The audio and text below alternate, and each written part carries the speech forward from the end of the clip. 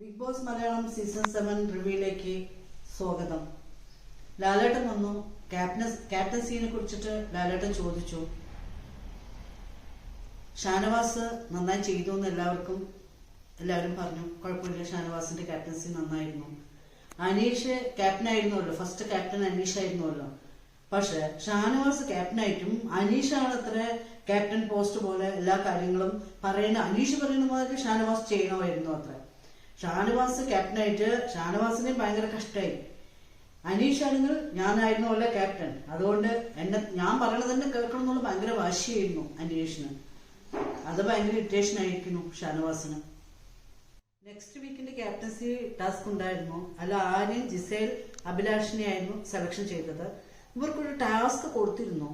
പക്ഷെ ഇവർ നന്നായിട്ട് കളിക്കുന്നത് കൊണ്ട് ഇവർക്ക് ആ ടാസ്ക് പോരാന്നാണ് നമുക്ക് വല്ലാണ്ട് ഫീൽ ആയത്. ഇനിയും ഇതിനേക്കാളും കുറച്ചും കൂടി സ്ട്രോങ് ആയിട്ടുള്ള ഒരു ടാസ്ക് കൊടുക്കായിരുന്നു എന്നായിരുന്നു നമുക്ക് നന്നായിട്ട് ഫീൽ ചെയ്തത്. അതിൽ ആര്യനായിരുന്നു വിൻ ചെയ്തത്. പിന്നെ രേണുസുതിയും അക്ബറും തമ്മിൽ ഒരു 1 വീക്കിന്റെ ഒരു ടാസ്ക് ഉണ്ടായിരുന്നില്ലേ, സേഫ്റ്റി ടാങ്ക് എന്ന് വിളിച്ചതിന്.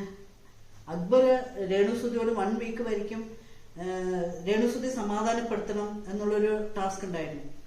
ആ ടാസ്കില് രേണുസുതി ഇനിയും അതിന് കോംപ്രമൈസ് ചെയ്തിട്ടുണ്ടായിരുന്നില്ല. അപ്പൊ ലാലേട്ടൻ പറഞ്ഞു രേണുസുതിയോട് ഒന്ന് ക്ഷമിച്ചൂടെയെന്ന്.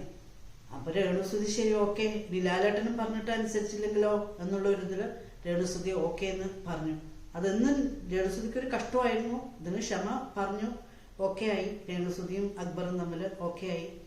പിന്നെ അക്ബർ പറയുന്നുണ്ടായിരുന്നു, അത്രയും രേണുസുതിയോട് ഓരോരോ പാട്ടുകൾ പാടിയിട്ടും ദോശയിൽ ഹാർട്ടായിട്ട് ദോശ ഒഴിച്ചിട്ട് കൊടുത്തിട്ടും നന്നായിട്ട് അക്ബർ കോംപ്രമൈസ് ചെയ്യാൻ ശ്രമിച്ചിരിക്കുന്നു. അപ്പോഴും രേണുസുതി ഇതായിട്ടില്ല. പിന്നെ ലാലേട്ടൻ പറഞ്ഞപ്പോൾ അത് ഓക്കെ ആയി. എവിക്ഷനിൽ ശൈത്യ പോകുന്നാണ് നമ്മൾ ഫസ്റ്റ് വിചാരിച്ചത്. ശൈത്യന്റെ കണ്ണൊക്കെ നിറഞ്ഞ് അത്ര ടെൻഷൻ അടിച്ച് നിൽക്കുന്നുണ്ടായിരുന്നു. നമ്മൾക്കും കാണുമ്പോൾ എവിക്ഷനിൽ ശൈത്യ തന്നെ പോവാ എന്നുള്ള ഫീലായിരുന്നു. പക്ഷെ എവിക്ഷനെ ഉണ്ടായിരുന്നില്ല. എല്ലാവർക്കും വലിയൊരു ആശ്വാസമായിരുന്നു. ആരും പോയില്ലല്ലോ എന്ന് പറഞ്ഞ് ഭയങ്കര ആശ്വാസമായിരുന്നു. ഇന്നലെ നടന്നതൊക്കെയാണ്. എല്ലാവരും മറക്കാതെ ജയാസ് ലൈഫ് സ്റ്റൈൽ ചാനൽ കാണുക, സപ്പോർട്ട് ചെയ്യുക, സബ്സ്ക്രൈബ് ചെയ്യുക. വീണ്ടും നാളെ കാണാം. ബൈ.